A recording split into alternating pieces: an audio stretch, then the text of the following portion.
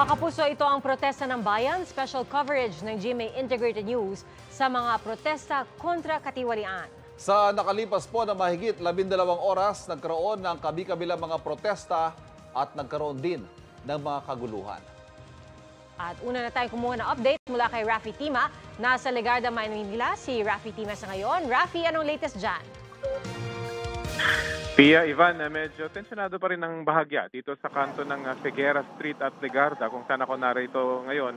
Kani-kanina lang ay may dumaan na isang police mobile at nagsisigawan yung mga naiwang mga ralista pa na nandito dahil posibleng hinahanap nito mga pulis yung mga nambato kanina dito sa hanay ng mga anti-riot police na sumubok na arestuhin itong mga pasimuno ng mga nambabato ng bote, ng tiles at ng mga bato doon sa hanay nga ng mga pulis. Nagsisigawan pa sila pag may mga dumadang pulis at ngayon lamang ay tumahimik na ulit. Pero marami tayong mga kabataan, Pia at Ivan, na nakikita rito na may hawak ng mga bato, mga tiles sa kanilang kamay. Ito nagdaraan sa aking harapan at papunta na naman sa may direksyon ng Mendiola. Itong mga pulis kasi ay naka-formation pa rin doon sa may bahagi ng Mendiola. At ito namang mga hindi natin mawari, Pia at Ivan, kung talagang mga realista ito. Dahil may nakausap ako isang opisyal ng barangay, ayaw nga lang niyang magpa-on-cam. Sinabi niya, ito yung mga kabataan daw na talagang magugulo dito sa lugar. At sila yung mga pasimuno ng mga riot dito sa area at posibleng talagang kumbaga mga thrill seekers daw. Yun ang kanyang description. At nanunuyo na talagang tinutuyan nila itong mga pulis para sila habulin. At yun nga nangyari kanina na ating nasaksihan, nagpapahabol itong mga kabataan at inahabol naman sila ng mga pulis. Kuminsan ay may inaabutan sila at nadadampot at nahuhuli.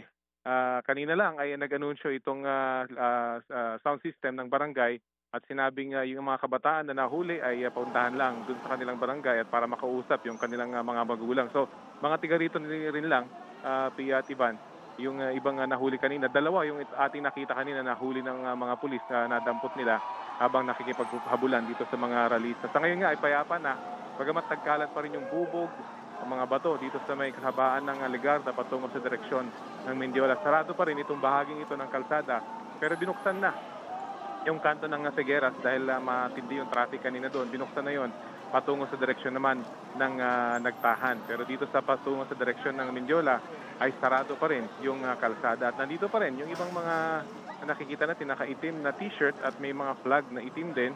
At karamihan dito yung mga kabataan nga na may hawak pa rin mga bato sa kanilang mga kamay at posibleng nanunuya pa rin. Pumunta sila sa direksyon ng Mendiola, hindi na natin sila sinundan dahil posibleng kapag nagkahabulan ay pupunta na naman sila dito sa ating direksyon.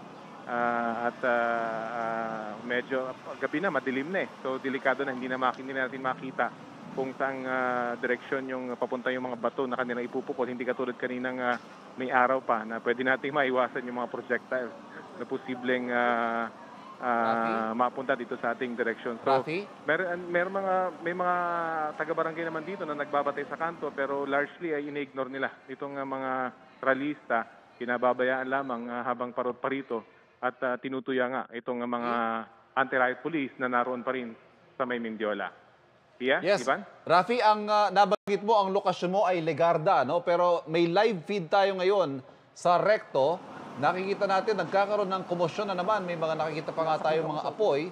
At may parang isang direksyon ang pinupuntahan itong mga bata to. Pia, no? Nakikita natin, may mga actually, ito teenagers lang itong mga to, Rafi, no? Oo, nagtatakbuhan na naman papunta dito sa akin direksyon. Ito't may kararating lamang na 1, 2, 3, 4 na police mobile, papunta naman sa direksyon ng Mendiola. Ito, takbuhan na naman itong mga kabataan. So ganoon hanggang mula kanina, ganito yung nakikita. Pag nakikita silang mga police mobile, ay nagtatakbuhan. Narinig lang natin, ngayon lang, Ivan, binato yung isang police mobile, pero dire-diretso pa rin yung kanyang takbo papunta sa direksyon ng Mendiola. Siguro, kita dyan yung ng ating live shot, yung pagdating ng 3 police mobile na posibleng reinforcement dahil kita natin posibleng San Juan yung ating nakita na nakatatak doon sa police mobile, Ivan. Rafi, may tatanong lang ako, no? Kasi nakikita namin doon sa video, parang malayang nakakalakad yung mga residente o kung taga dyan ba sila, yung mga kabataan na nakikita natin sa video. At walang sumasway sa kanila or nagpapaalis sa kanila. Kamusta yung police visibility dyan sa lugar ninyo? Parang nagkumpul ba sila sa isang lugar lamang o may mga iba pa bang nag-iikot?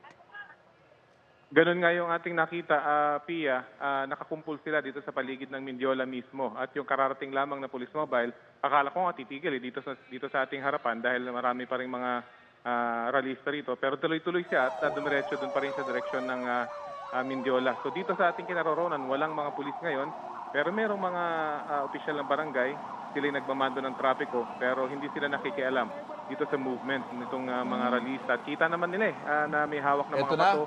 May hawak na bote yung kanilang mga kamay pero largely ay ini-ignore nila itong mga ralista at pinapabayaan lamang. Papunta sila sa direksyon pa rin ng Mindiola, Pia. Yes, Rafi, nakikita po natin ngayon ang pagsulong ng anti-riot police.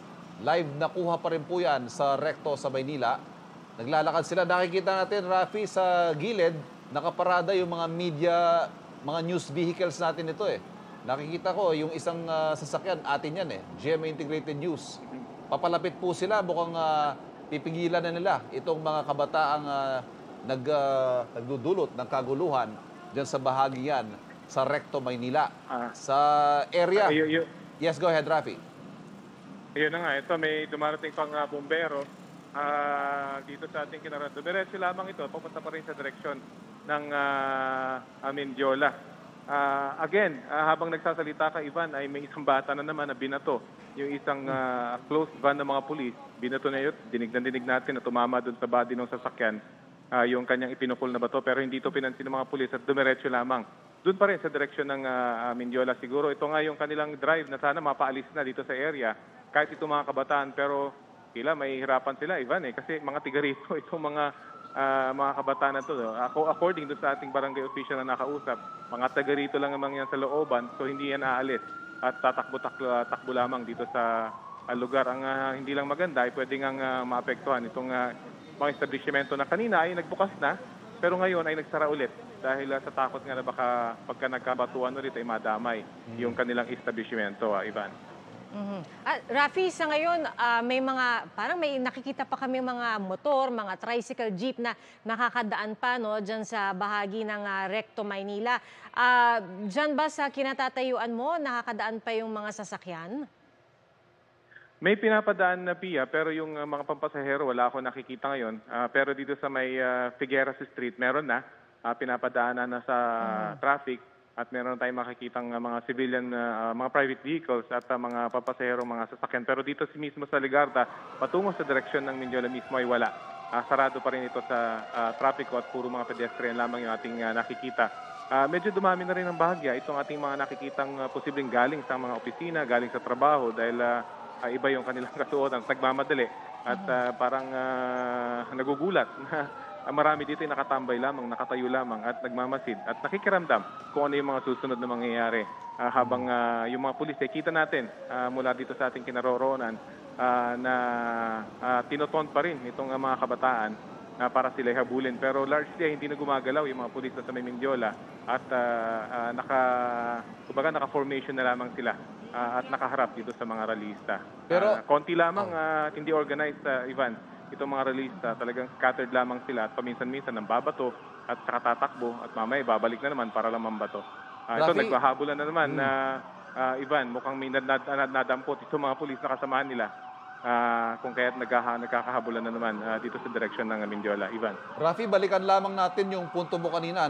Nabanggit mo yung ilan dyan, mga taga-riyan siguro, pero sa nakikita natin na video, Rafi, mula kanina, itong mga kabataan, wala tayong nakita ni isang hawak nila mga placard o kung ano man na magpapakita na sila ay bahagi ng kilos protesta ngayong maghapon.